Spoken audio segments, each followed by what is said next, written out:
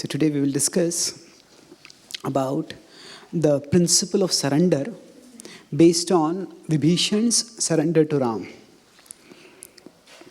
So the 6 elements of surrender. Go ahead. So normally we think of surrender in terms of, say, the classic example of surrender is Draupadi. She raises her hands in helplessness and she surrenders to Krishna. Now, this notion of surrender often stresses on helplessness and utter dependence on Krishna. And yes, that is also an important element of surrender. But in the Bhagavad Gita, we see Krishna tells Arjuna, surrender to me. Sarvadharman parityajya mamekam sharanam vraja.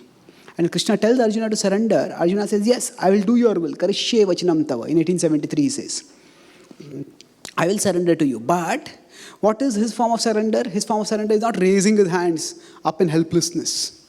Or Arjuna's surrender meant lifting up his Gandiva bow and becoming ready to fight. Yatra Yogeshwara Krishna, Yatra Partho Dhanurdhara. Arjuna has picked up his bow and is ready to fight. That means what will be the way for us to surrender will vary according to time, place, circumstance.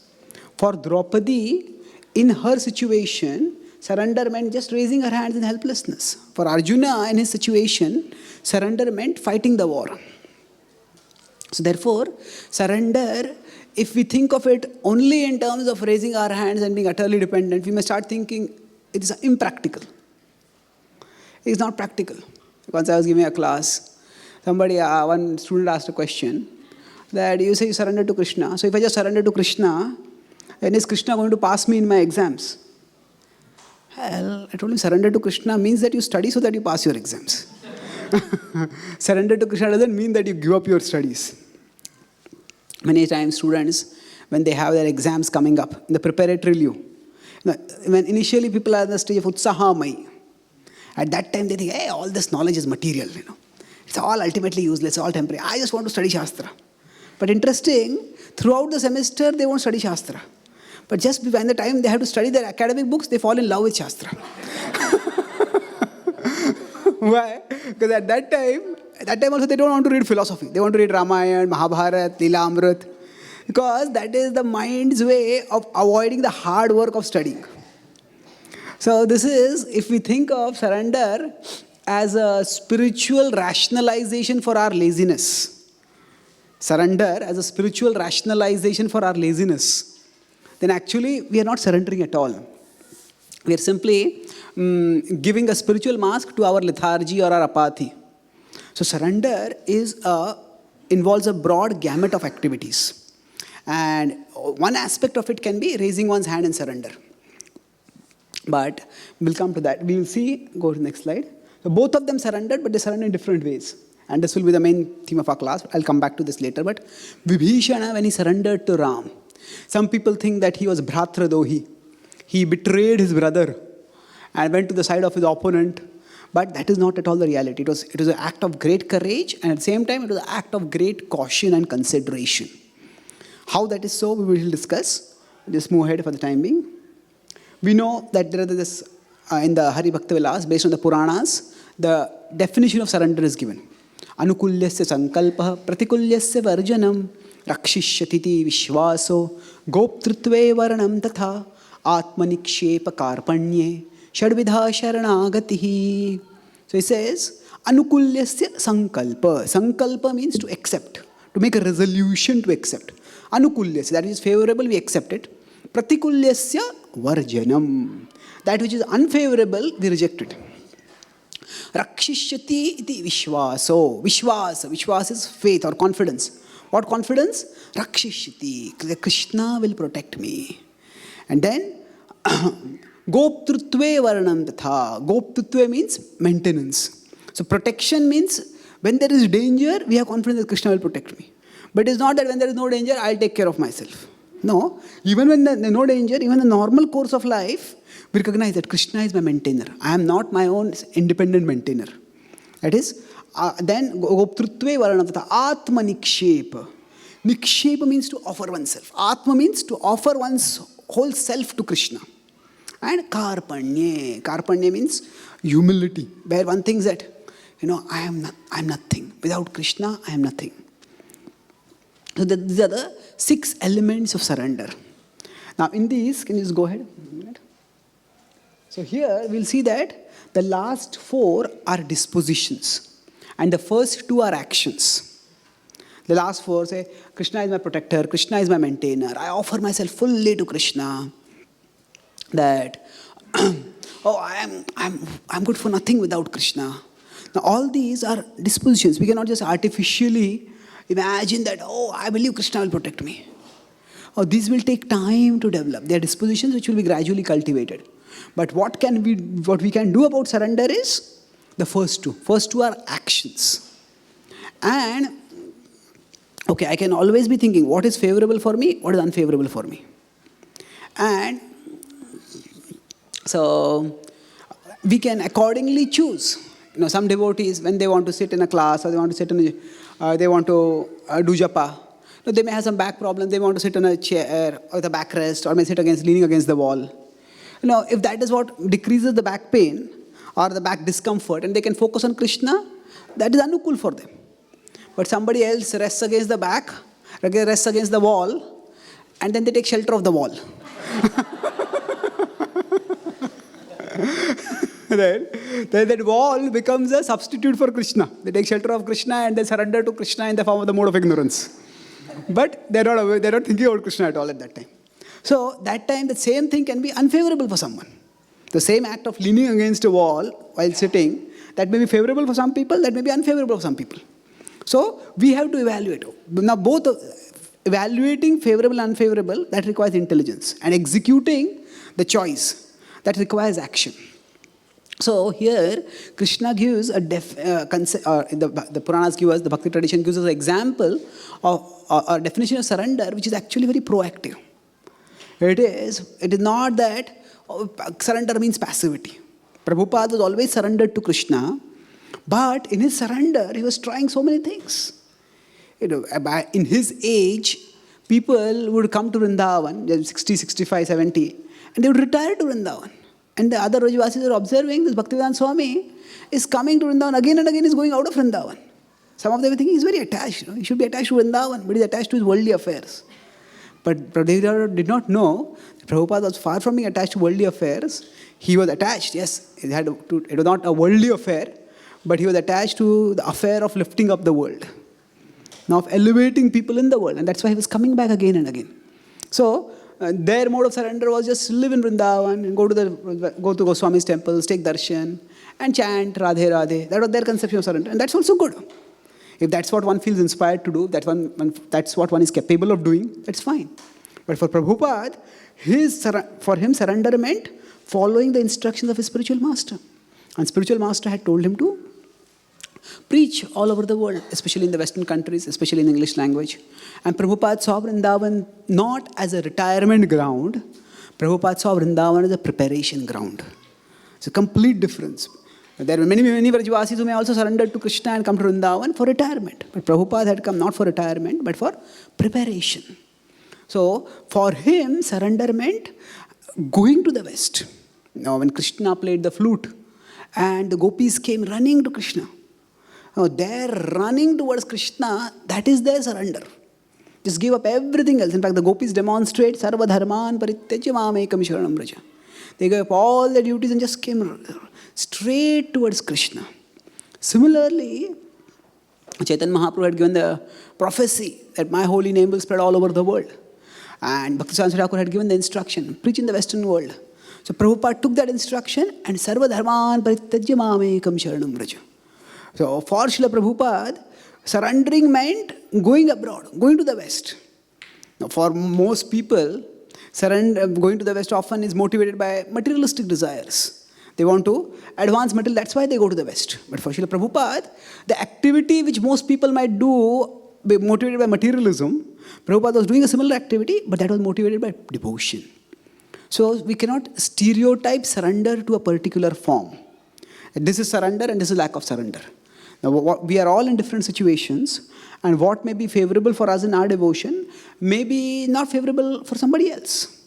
And what may be favorable for somebody else may be unfavorable for us.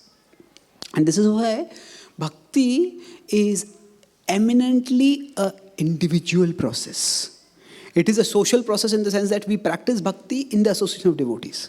But it's an individual process in the sense that each of us has to ourselves advance. Prabhupada, as he would say, that we have to fly our own plane. You give the example that if there are fighter pilots who are in a war, at that time, although they may all be together, if one fighter pilot is hit, the others cannot really help. That fighter pilot will sink. So each of them has to attack the opponents themselves, and each of them has to parry the attacks, dodge the attacks of the opponents also themselves. So like that, we are together, and together we can get inspiration, together we can get guidance, together we can consult and learn. But once we are in the air, we have to fight on our own. And each of us needs to surrender to Krishna. Of course, if you are associating with devotees who are also inspired to surrender to Krishna, then their surrender can inspire us. At the same time, the way they surrender may be quite different from the way we are in, the situation we are in, and how we need to surrender. So, in the Ramayana, when Ram finally comes to know where Sita is, he sends Hanuman, and Hanuman goes and has a tail-blazing and a trail-blazing adventure. So he sets his tail, Ravana sets his tail ablaze, but with the blazing tail, Hanuman makes a trail that is also blazing. Wherever he goes, he sets that part on fire. And after Hanuman is about to depart. At that time, Hanuman just climbs on the tallest building in Lanka, actually on the wall of Lanka, and he shouts out. Ravana is furious to see his golden city ablaze, almost half of it. At that time, Hanuman's hope initially had been that there could be some reconciliation. He tried to make Ravana see sense. When he saw that Ravana was not ready to see sense, then he's a warrior, a Kshatriya. So warriors, sometimes you may read Mahabharata, you may read Ramayana, Bhagavad, they all threaten each other, I will send you to the abode of Yama today. Today your body will become the food for vultures. So all this, it is simply bragging? It's not just bragging. It's basically one strategy in fighting is intimidating. People can fight as long as their spirit is there to fight.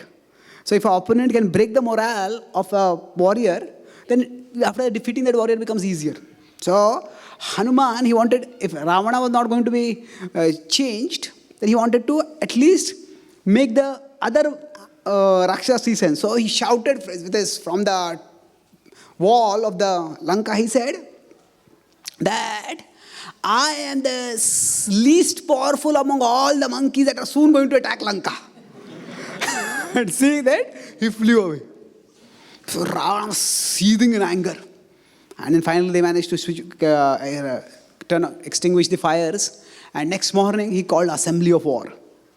He called all his warriors, all his generals, and he told them, we had thought that this Lanka was impenetrable. But a mere monkey has penetrated into our ranks, has killed many of our warriors, has destroyed my favorite gardens. It was Ashoka Vatika. Hanuman made it for Ravana Shoka Vatika. Filled him with grief. Oh, what happened to this? And he says, on top of that, he has burned half of our city. Oh, warriors, this is a grave situation. And then Ravana started flattering them. He says, a king who makes decisions on his own without consulting his ministers, such a king is short-sighted. And he will meet his ruin. But a wise king always consults his ministers. And based on their counsel, he makes a mature decision. Therefore, I now ask you for your opinion. How should we deal with this crisis? Now, Ravana, he was speaking all these words, but he had to bite his words later. Because sometimes there are people who just ask for opinion, but what they want is simply vindication of their opinion. That means they ask us, but they want to do what they want to do, and they simply want us to ratify what they are doing. So Ravana was like that. So he expected all his generals, they will say the same thing.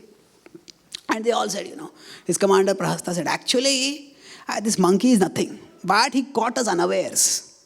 That's why we had a problem. In the future, we'll be prepared, we can crush 1,000 of monkeys like him. Another warrior said, actually, why do we wait for them? we can right now go over across the ocean and we can catch them by surprise and we can kill them there itself. Others said, no, there's no need. We can send a message to Sugriva. They had come to Sugriva was also with them. Tell Sugriva that we have no enmity with you. We can create dissension between the Vanaras and Ram, and then we can attack Ram. So they all started giving various strategies. And only one person was silent, that was Vibhishan. And before Vibhishan could speak, Kumbhakarna got up. Kumbhakarna said, "Oh Ravana," he said, you say that a wise king consults his ministers before taking any action. Why did you not consult us before kidnapping Sita? He said, it is your foolishness that you provoked Ram by kidnapping Sita. But it is your good fortune that you have a brother like me who can correct the mistakes that you have done. Let Ram come and I'll kill him. So, Vibhishan was just trying to get one upsmanship. Vibhishan actually felt very wronged because he was actually very powerful, but he had got that blessing which had turned into a curse and he had to sleep most of the time of his life. So, sorry, not Vibhishan, Kumbhakarna, sorry. So, all this was spoken by Kumbhakarna, I'm sorry. So, Kumbhakarna spoke this, and so now Ravana felt smarted to be, insulted, chastised like this, but he said, he knew that Kumbhakarna was too important an ally to alienate. He said, thank you for your help. And he sat down. And then Vibhishan got up. And then Vibhishan said, I have observed the omens. All over Lanka, there are signs of impending destruction. Lankini, who is the goddess protecting Lanka, she came to me and she said that a mare monkey knocked her down. And she was undefeatable. Brahma had told her long ago that when the monkey knocks her down, that will be the time of the destruction of Lanka. And Ram, you think that Ram is an ordinary warrior, but think that he alone killed 14,000 Rakshasas along with Khara and Dushana at Janasthana, single-handedly. And Hanuman single-handedly did so much damage in Lanka. Warriors, a king fights a war only when three conditions. When he is more powerful than the opponents, when there is no other solution that can work out, and when there is substantial gain to be achieved from the war. He said, and I turned towards Ravana, I was speaking to all of them, Ravana, remember that you do not, by Brahma's boon, you do not have immunity from humans. Actually, Ravana, when Hanuman was going back, he also shouted. First he shouted, I am the least powerful of all warriors. And second thing, he looked toward Ravana and shouted, Ravana, you don't have protection from monkeys also. Now, for him, monkeys were so tiny, he had not asked for any protection. So, Vibhishan reminded him. And as Vibhishan spoke this, Ravana also became a little sober. And at that time, Ravana, after he became circumspect, he said, I want to think. And he dismissed the assembly. Then that night, Ravana sat down and started thinking. And before this, one more thing he says. What is there to be gained? There's three things. Is the enemy more powerful than you? Have other means been tried? And is there something to be gained? Here is a very amazing analogy. He says, now Sita is the goddess of fortune. But here Vibhishan compares Sita. He says Sita is like a dangerous snake. And she has been who has put this dangerous snake around you? Her smile is her poison fang. And your thinking about her is the bite that is causing that poison to enter into you. And in this way, if you allow this poisonous snake of Sita to keep biting you, you will be killed. Now, at one level, we may say that Sita is a goddess of fortune. How can you compare her to a poisonous snake? But again, it's a matter of what is one's attitude.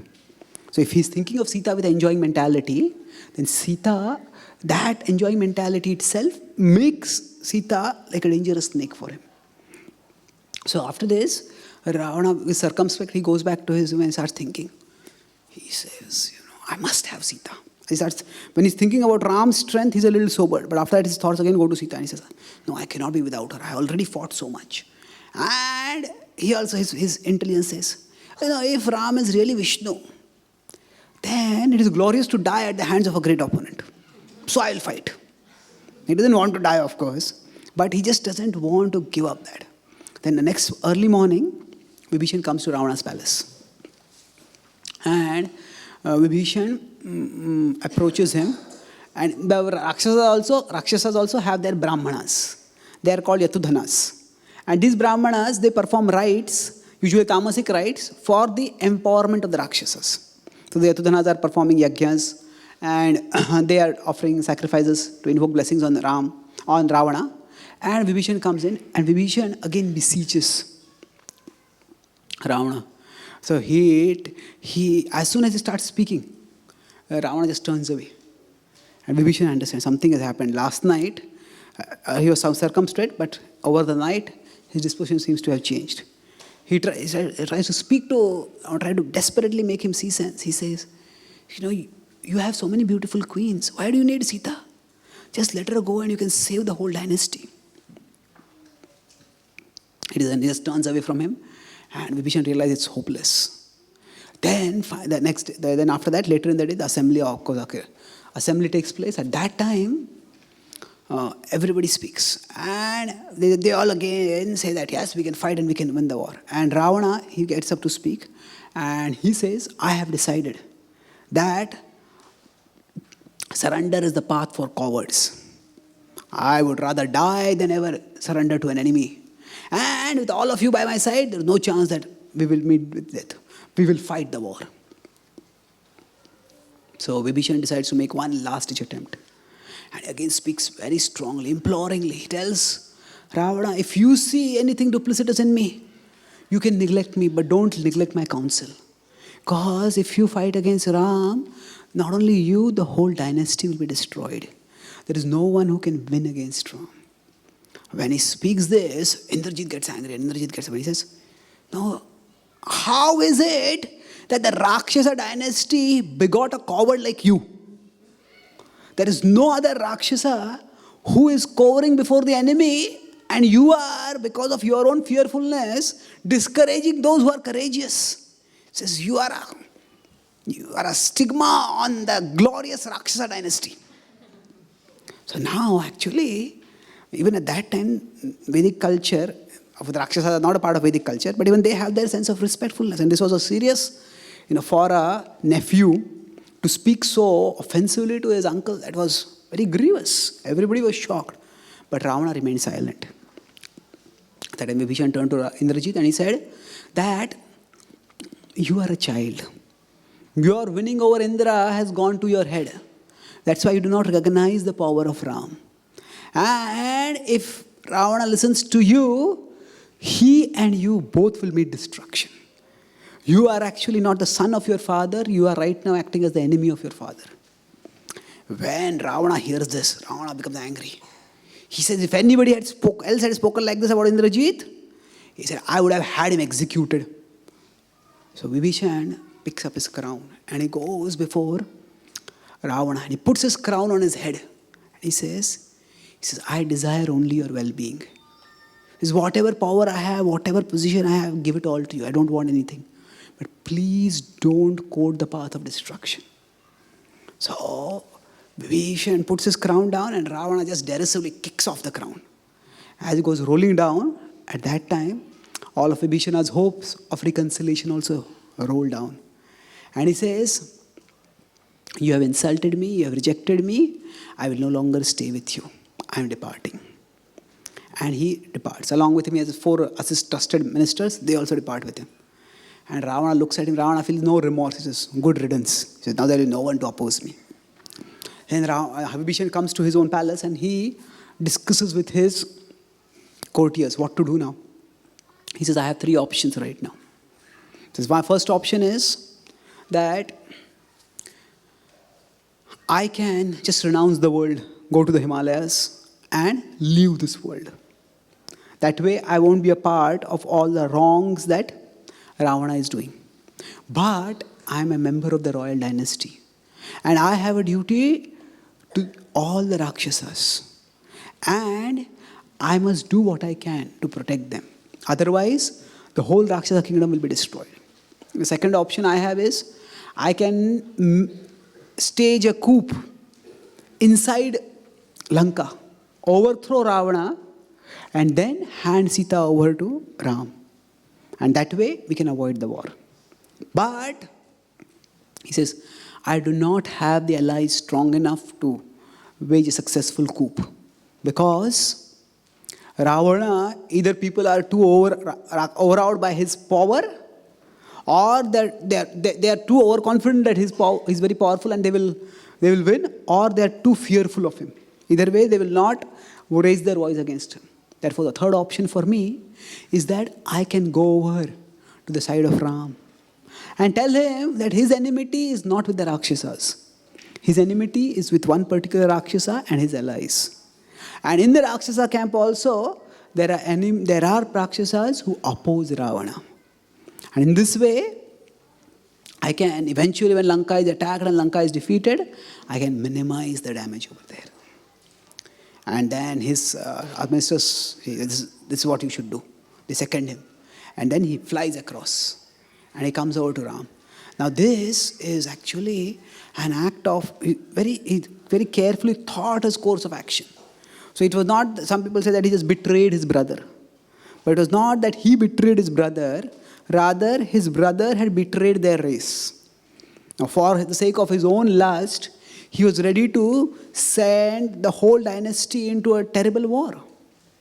So, Vibhishana acted to protect his race.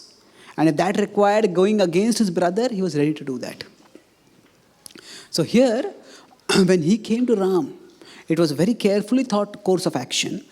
And he did not have even any guarantee that Ram would accept him. So when he came, naturally he was a Rakshasa. And the Vanaras were alarmed. And he was there in the sky. He had mystical ability to fly and come. So the Vanaras saw, they thought, shoot him right down. Who is this coming? Maybe he's a spy sent by Ravana. So at that time he told them, I am Vibhishan. And I'm the brother of Ravana. When he spoke this, the Vanaras became even more alarmed. They were about to attack. But he stayed calm. And he said, I have been rejected by Ravana and I have rejected Ravana. That's why I have come to take shelter of Ram. So the Vanaras did not know what to do. And they had never faced anything like this. So they immediately ran to Ram. And they reported everything to Ram. So Ram was sitting in his court, improvised court, where they were sitting together. And then Ram asked the different. So what Ravana actually said he will do, Ram actually did. Consulted all his ministers.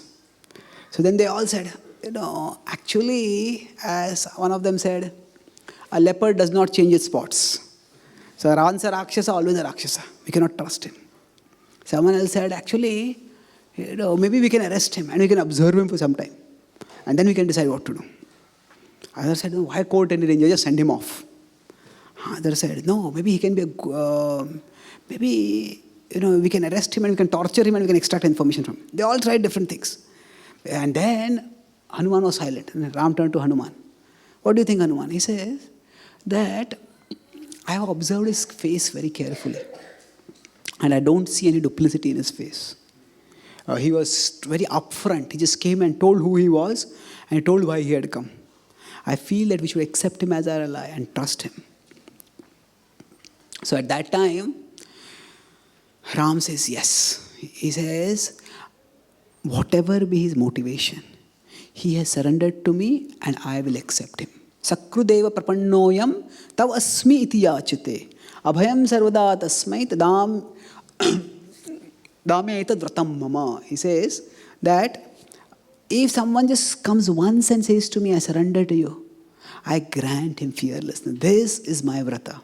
He says, go and call Vibhishan. Vibhishan comes, Vibhishan offers obeisances to Ram. Ram lifts him up and embraces him. And then Ram tells Sugriva, go and get water from the ocean. And they go and get water from the ocean. As they're talking, when the water comes, Ram takes the water and he coronates Vibhishan as the king of Lanka. as the king of Lanka. And now this is audacious. The king of Lanka is still alive, and Ram is practically he has an army which has no weapons with it. He does that. When Ravana hears this, he's shocked. How can somebody is the prime minister and somebody else is already enthroned as the prime minister? How can you do that? He's shocked. Then he tries to laugh it off. He says, one beggar has appointed another beggar as the king. He says that, but Ram, he wants to come reassure. So even before Vibhishan speaks any words, where Vibhishan says all that he was planning to speak, that actually all the Rakshasas are not your enemies, that only Ravana is the enemy. Ram immediately understands it, and Ram, just by that one action, assures him that he has no intention to destroy Lanka, he has no intention to annex Lanka, he has no intention of destroying the Rakshasa race also. He wants to entrust the Rakshasa race rulership to a responsible Rakshasa. So in that one action that Ram does, he wins Vibhishan. Vibhishan had already surrendered to him, but all of Vibhishan's doubts are allayed. And after that, at several critical moments during the war, Vibhishan gives invaluable guidance. Especially when at one particular time, several times actually, at one time, Indrajit he makes a figurine of Sita and he rips her into two. And he brings it and he says, I have killed Sita. So when the Rakshasa, the Vanaras are thrown into disarray, when Ram hears this, Ram falls into a faint. And at that time, Indrajit, all the hapless warriors, he starts slaughtering them. So at that time, Vibhishan comes and he tells, this is an illusion. This is Ravana fought this whole war because he wanted to enjoy Sita. He would never allow Sita to be killed. This is simply an illusion. So like that many times, he gives invaluable guidance. And thus, with Vibhishan's help, Ram attains victory. So here, when Vibhishan surrenders, if you look at the 6 elements of surrender, Anukulyasya Sankalpa Pratikulyasya Varjanam. So now, what does he do? In our first session, we discussed from Dharma to Prema, we discussed how when we accept the Paradharma, it is not that we give up the Aparadharma. It is rather, we choose that Aparadharma that enables us to practice Paradharma the best. So for Arjuna, his Kula Dharma was coming in the way of his Paradharma, whereas the Kshatriya Dharma was helping him in his Paradharma. So in the case of Vibhishan, he had a conflict. It was not that he was a betrayer of his brother. Actually, he had a conflict between his Bhratra Dharma and his Kula Dharma. His Bhratra Dharma, his duty to his brother is younger brother should help the elder brother. But his duty to his dynasty is that he has to protect his dynasty. So he surrendered to Ram, that is, he practiced his Paradharma. But while practicing his Paradharma, it was also, he did his Kula Dharma. He did his duty. So surrender is essentially an action. It is not something passive. It is, we have to act. There are some situations when we are rendered helpless by life. And at that time, completely depending on Krishna, that is also a form of surrender. But surrender's essence is these two things. What is favorable, what is unfavorable. So in some situations, say if somebody has got a terminal disease, and there is no hope of it being cured, then at that time surrender might mean just focusing on trying to increase one's Krishna consciousness and trying to absorb oneself in remembrance of Krishna. But if somebody has a disease which is curable, at that time taking the treatment vigorously and enduring the inconvenience, even the pain of the treatment, that can also be a mode of surrender. So as sadhakas, how do we decide what is favorable and what is unfavorable? Anukulya sankalpa, pratikulya varjanam. How do we decide that? That requires us to actually use our intelligence. And Jiva Goswami says in the Shat Sandarbhas that when we are at the stage of prema, we discuss the 9 stages. So when at the stage of bhava or prema, at that time, it is our priti, it is our affection that keeps us on the spiritual platform. But before that, when we are at the stage of bhajana kriya or anartha nivritti or even nishtha, at that time, it is our buddhi that keeps us on the spiritual platform. So we have to use our intelligence and decide, okay, what will keep me spiritually focused, what will make me spiritually distracted, and choose that which will keep us spiritually focused. Now, I'll conclude with one point. I had mentioned this point in the previous class about how there is, when an airplane is going from one place to another, the airplane by default, it goes off track. And when it goes off track, what needs to be done is, it has to be brought back on track. And that requires, actually, if somebody is doing it manually, there are three things. One is the driver or the pilot has to be always remember the destination. And then second, the pilot has to know, okay, I have gone off track now. What is the nature of my deviation? And then what I need to bring myself to, how I need to redirect myself to correct the deviation. Or is a more common example is if we are driving a car. Now, when we are driving a car, we just move the steering wheel a little bit. Why? Because by its own, the car may go off track. So by moving a little bit steering wheel, the car comes back on track. So then how do we stay focused? By remembering the destination and by observing where we are going right now. So similarly, when we are practicing bhakti, firstly, we keep in mind our destination. And that means we want to advance towards Krishna, we want to attain Krishna. And once that is clear, our mind and our body, our worldly situations, they may take us in this direction, they may take us in that direction. And sometimes that is the way we may have to go for some time before we can reorient. So bhakti, when we say I have to surrender to Krishna, surrendering is not necessarily always in the form of lots of direct devotional activities. Sometimes surrender may require us to do other things, and they may be the way which we surrender in. So overall, if our goal is clear, like sometimes if we are going this way, and we find that ahead there is a lot of traffic jam. So then we want to go that way, but we may turn left. We may take a U-turn also. Then we may turn back again, and then we may come in that direction. So if our goal is clear, then we can reorient ourselves from wherever we may be and keep moving onwards. So in Kunti Maharani's prayers, her last prayer is that just as a Ganga flows towards the ocean, let my consciousness flow towards you. He says that, Tvai me ananya vishaya matir madhupate sakri ratimuddhata dadha gange vogumudanmati. It's the second last prayer actually. But it's more or less the last request that she makes. Her last prayer is just simply offer obeisance. That is 1.8.43. So 1.8.42 is this prayer. Now interestingly here, in this prayer, Vishwanath Chakravarti gives a very interesting commentary.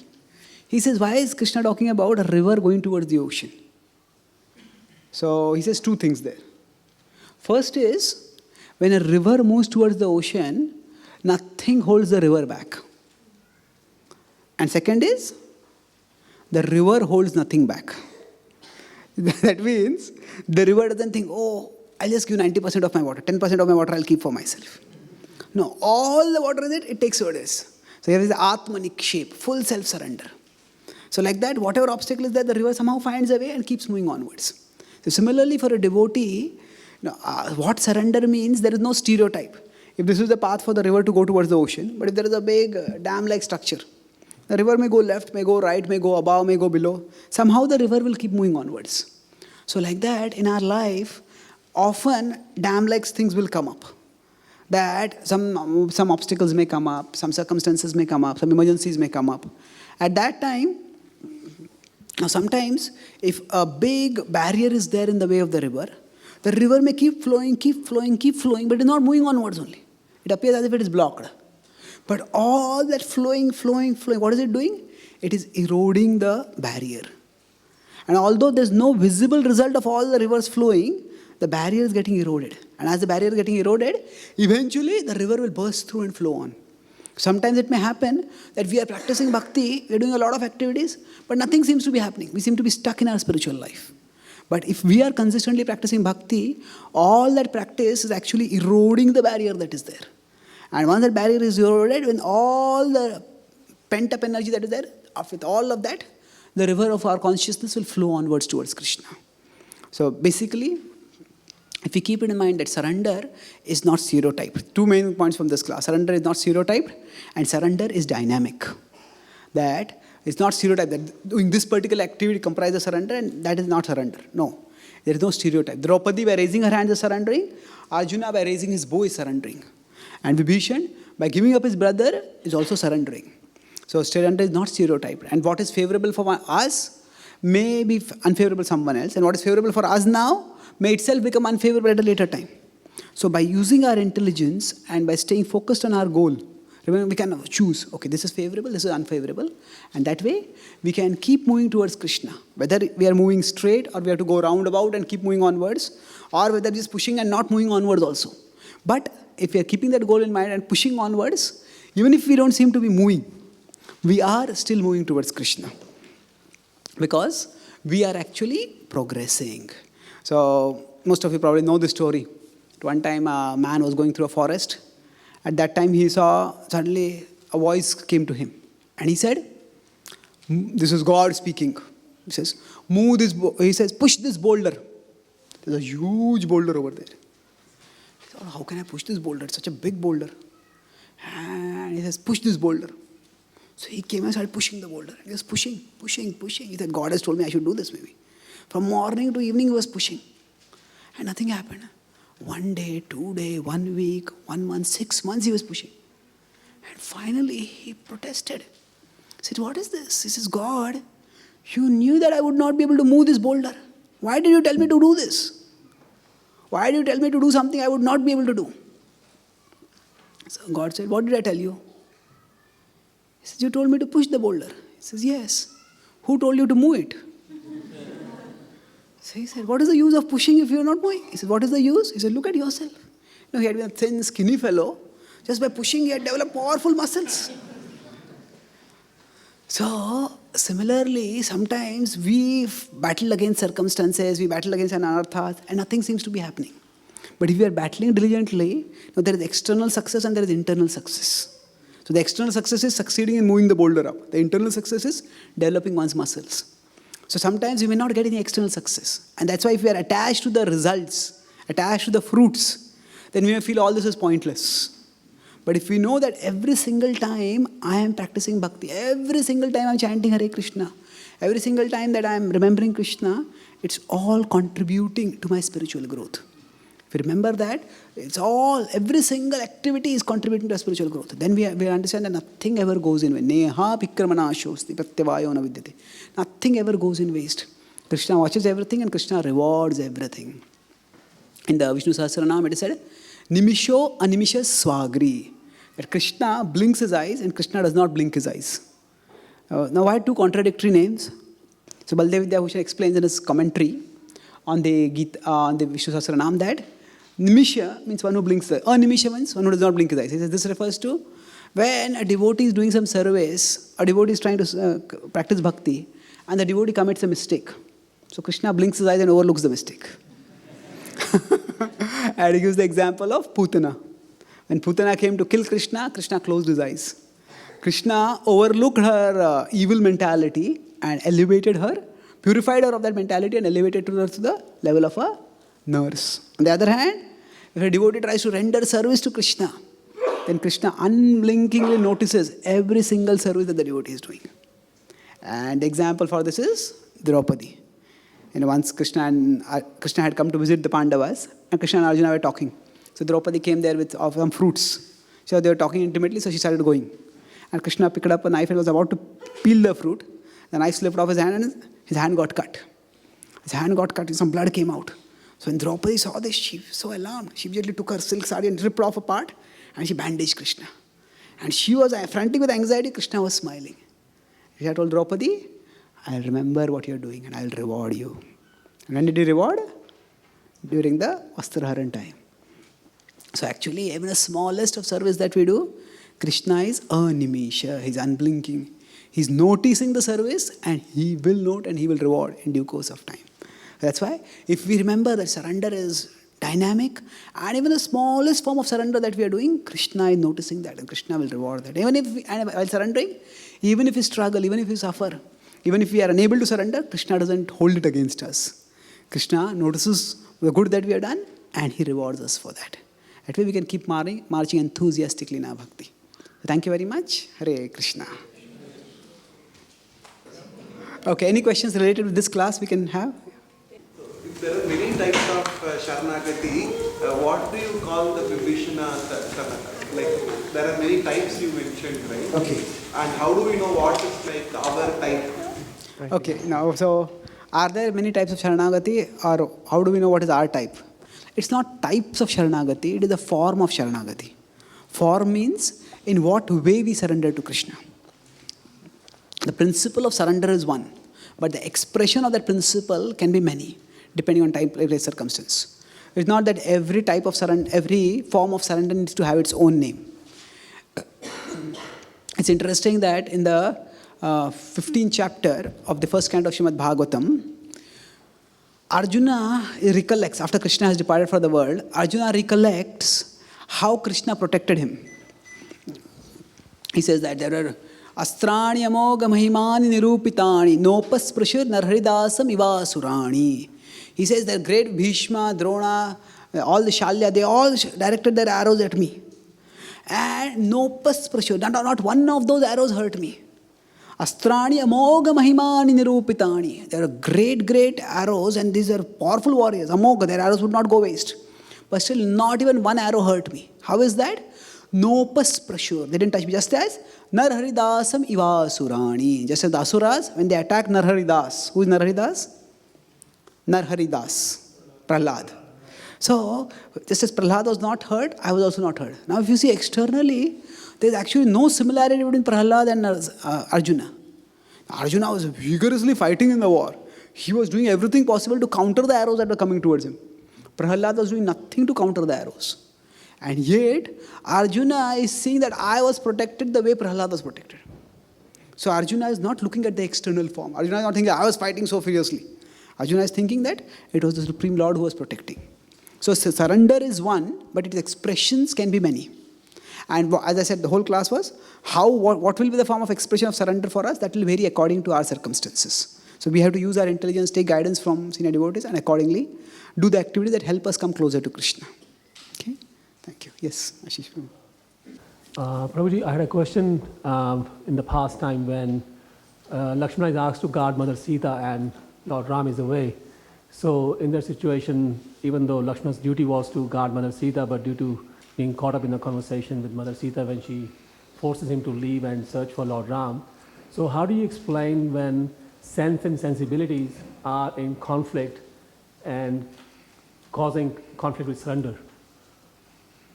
So once to the sensibility, another the senses, and then... Okay. So when Sita and Lakshman was told to guard Sita, but then Sita goaded him to go away from her towards Ram by using very harsh words. At that time, what could Lakshman have done at that time? Now, how was he to surrender at that particular time? On one side was his sense, another was he was hurt by that. Sensibility made him go away, but sense would have impelled him to stay. Yes, there are situations when how we may surrender may not be clear. So at that time, we just have to, often, there are situations in our life when we just have to take one step forward. And faith in one sense means taking one step forward even when we cannot see the full path. So at that time, sometimes that step may be wrong also. So it's not necessary that every single activity that we do in bhakti has to be right. It's a war. In a war, sometimes we make one strategy and we find, okay, the enemy is too strong in the strategy, then we may regroup and attack in some other way. So similarly, we all, while practicing bhakti, we may do certain things and they may not work out so effectively. We may take a step back and make some other strategy. So it is that even when we want to surrender to Krishna, it's not necessary that every activity that we do, even in the mood of surrender, that activity itself may be right.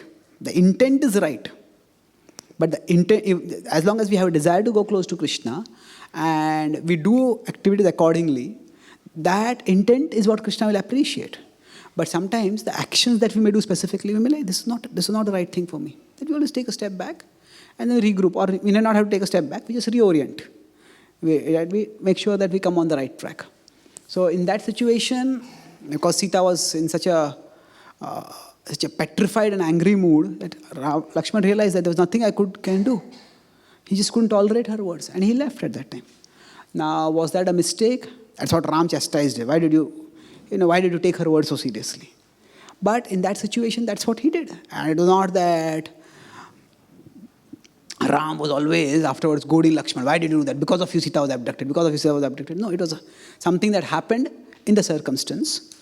And neither there's no indication in the Ramayana that Lakshman was burdened with guilt. Why did I leave Sita? Why did I leave Sita? Nor does Ram hold it against her. And even when Ram and Lakshman and Sita are united, at that time Lakshman does not tell Sita, why did you speak those words? Because of this we had to fight this whole war. Sometimes in life mistakes happen. And it is, if we can learn something from the mistakes for future decisions, that's good. Otherwise, trying to hold people's past mistakes over their head, to beat them all the time, that can be very antagonizing. And we shouldn't hold our past mistakes on our own head also. Because we are finite beings, and a part of the human condition is making mistakes. So we, as long as we have a desire to serve Krishna, even if we make mistakes, we maintain the desire to serve Krishna, and then Krishna will give us the intelligence that this is not working out right. We take a step back. But even that mistake is not necessarily a mistake in the sense that the intent to serve Krishna was good, but the execution was not always good. So we can change the execution. So surrender, so the intent of surrender does not automatically guarantee the correctness of the surrender. That's why we need to also seek guidance, use our intelligence further, and keep adjusting things. The Prabhupada would try many things at different times. And Prabhupada used Harinam Sankirtan in the West.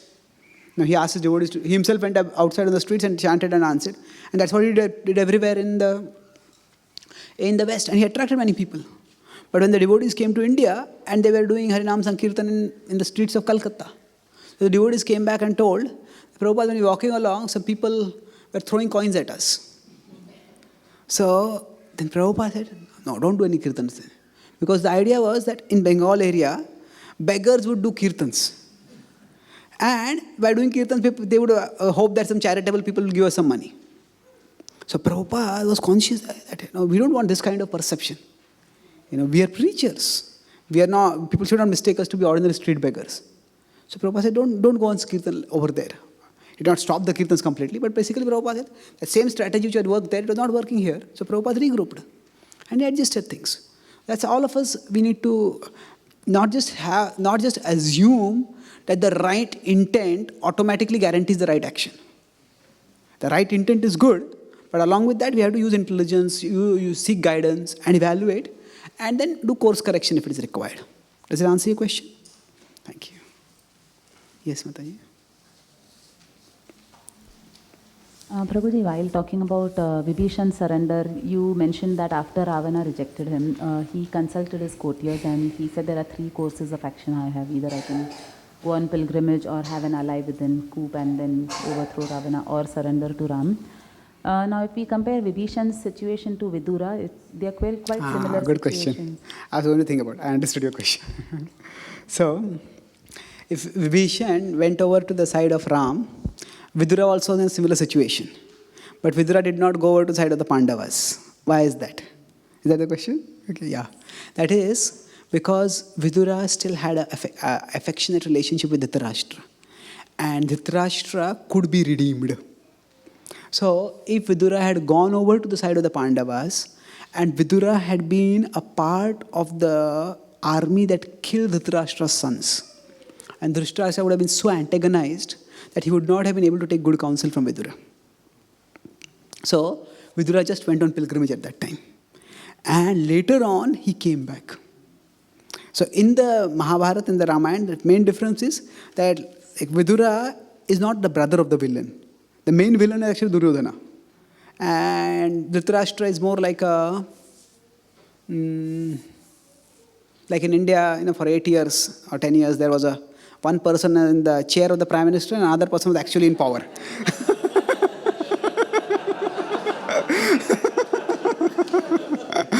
So, like that. Dhritarashtra was simply the person in the chair of the king, but Duryodhana was a real person in power. So Duryodhana, so Dhritarashtra, it was not that he was a virtuous person, but he was not malicious directly. Because of his attachment to Duryodhana, he sometimes became malicious. So he was redeemable. And in order to redeem him, Vidura took the necessary strategy, just went on pilgrimage, and later he came back. But the Ravana had clearly proven himself to be irredeemable. And Ravana was not a side factor. Ravana was the main villain in that. So there was no chance of redeeming him. That's why Vibhishan went over to the side of Ram, but Vidura did not. Vidura stayed on so that later on he could counsel and elevate Dhritarashtra. Okay? Thank you. Any other questions? Yes, bro, behind. How can we understand Tavasvi in today's context? And as a devotee, how can we understand that? Understand what? Tavasvi. Okay. How can we understand Tavasmi, that mood that I am yours, Krishna? How can we understand or apply that mood?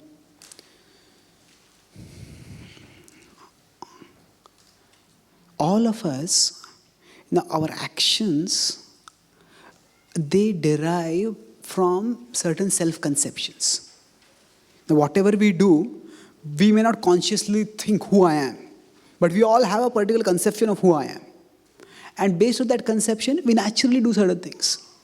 So, for example, if I'm a person who is a family man, then I naturally think in terms of, okay, I have to earn a living for my family, I have to take care of this, I have to take care of that.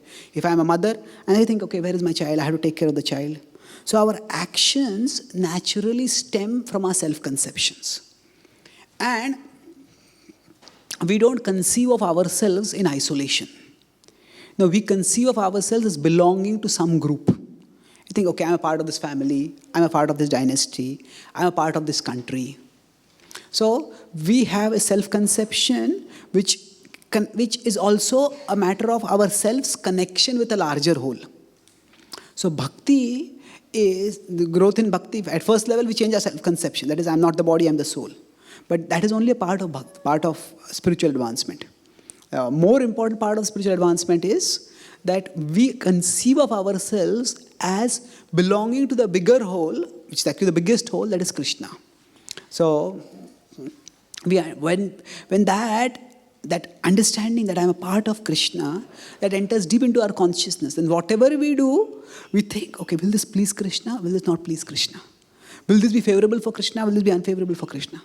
It's like, say, if a person is working and that person gets an opportunity for a job, for a promotion, or some other place where you can get for more money or whatever, then immediately we think, okay, if I go there, these are the pros, these are the cons. So why? Because our decisions, whenever any opportunity or any situation comes in it, our decision stems from our identification of who we are and where we belong. So bhakti is not just about believing in God. It is about belonging to God. Now we understand, yes, believing in God is important. Yes, we should believe, but that is a very preliminary level. Bhakti means we understand that I belong to Krishna. That means whatever we think, whatever we decide, we think of in terms of what is favorable for my bhakti, what is unfavorable for my bhakti. So in that sense, again, what it boils down to anukulyasya sankalpa pratikulyasya varjanam. So, but of course, in the initial stages for us, we may have to consciously think like that. That, okay, this is favorable, this is unfavorable. But as we go deeper into, as we practice bhakti more and more, this thinking will become more or less like a reflex action. Yes, this I should not be, this is not favorable, this is favorable. Just as the more we identify with something, for example, if I am sitting here and suddenly something hot touches me on my hand, immediately my hand will move away. I don't have to think that time. Because survival, self-protection, that is a reflex action for us. So because I identify with the body and I identify with the well-being of the body, not necessarily whatever sense it is I am the body, or this is my body, or this is Krishna's body, whatever it is, but I identify with that, and as a reflex action, I want to protect my body. So like that, similarly, as we keep practicing bhakti, what happens is that our reflex actions become more and more spiritualized. That means we think in terms of what is favorable for my bhakti, what is unfavorable for my bhakti. And that sense of belonging, that sense of connectedness, that is how, that's why that is a feeling which we have to develop. We may say, Krishna, I surrender to you. Amito tomar, tumito amar, kikaja aparadhane. Bhaktivinoda Thakur says that. I am yours, you are mine, what else do I need in my life? What other wealth do I need?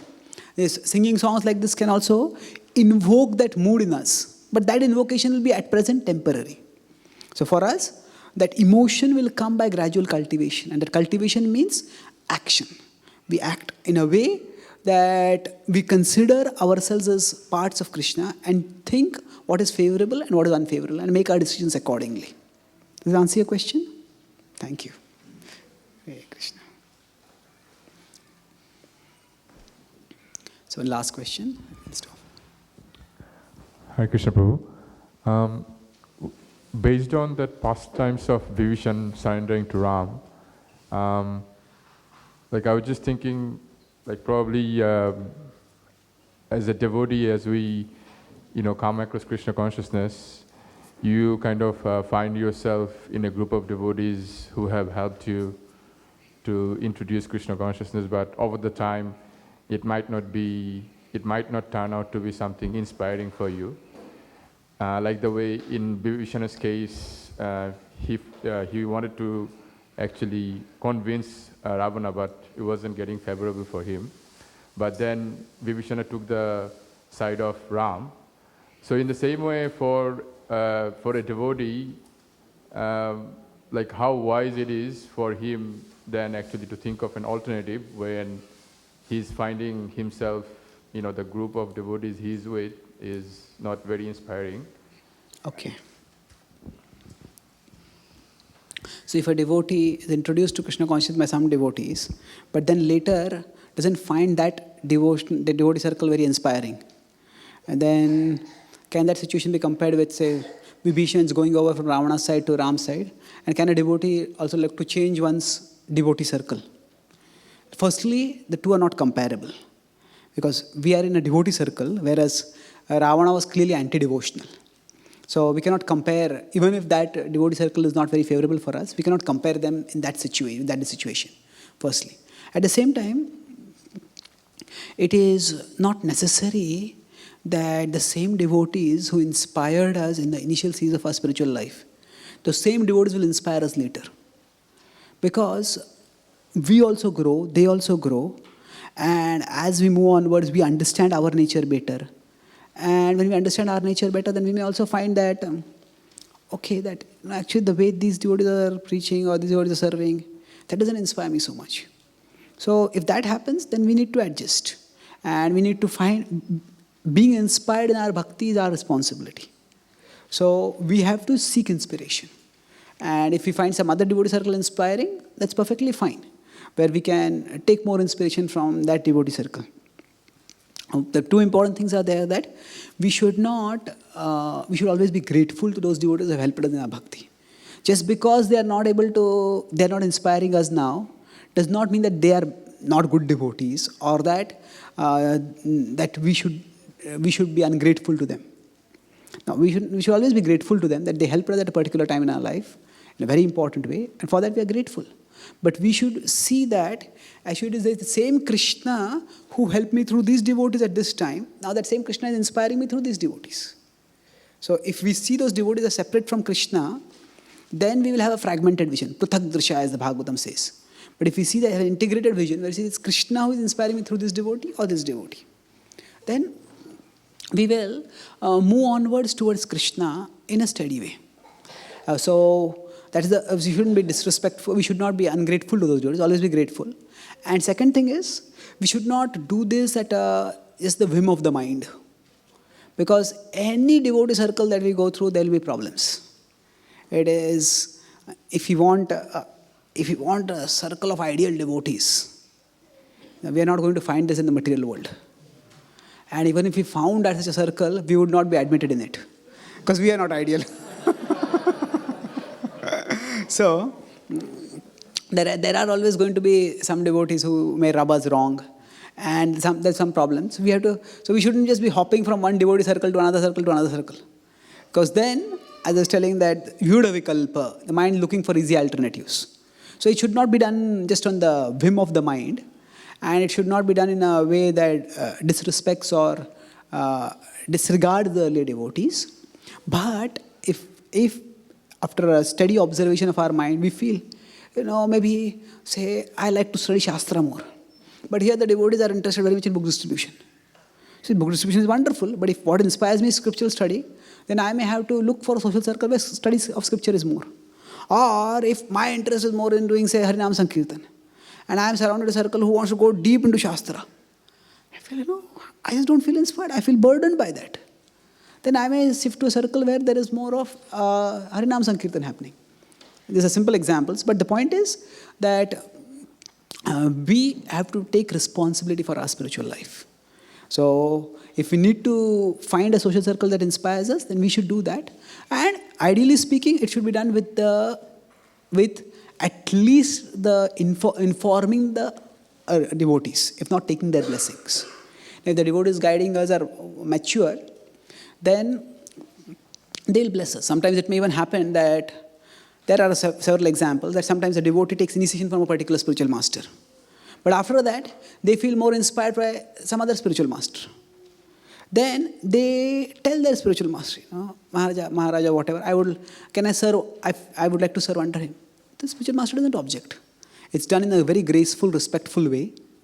And the devotee serves under that spiritual master. So how we see it in our movement is that there is Guru, Sadhu, Shastra. So for us in Krishna consciousness movement, Prabhupada manifests through all these three. Prabhupada manifests as our Guru, that is our primary spiritual master. Prabhupada manifests as the general devotees in ISKCON. They are like the sadhus for us. And Prabhupada manifests as his books, that is Shastra. And that approach is in a broader sense also. So it is the same Krishna who is manifesting through whichever devotee we feel inspired by. So we need to do it in a very respectful, courteous way. No devotees, those who have guided us, they should not feel rejected or slighted by us. And we also, if we go to some other devotee circle, we should not speak bad about those devotees. We should, that was just our need, and that devotee circle is also wonderful. And for some other devotee circle, so for some other devotees, that devotee circle may be much more, this is so wonderful, how could you do this? So that's perfectly fine. There is a room for individuality in bhakti. And at the same time, while asserting our individuality, we shouldn't stampede on others' toes and hurt others. We can gracefully move onwards in our bhakti. Does it answer your question? Thank you very much. Srila Prabhupada ki, Gaura Bhakta Vrinda ki, Nitai Gaur Premanande.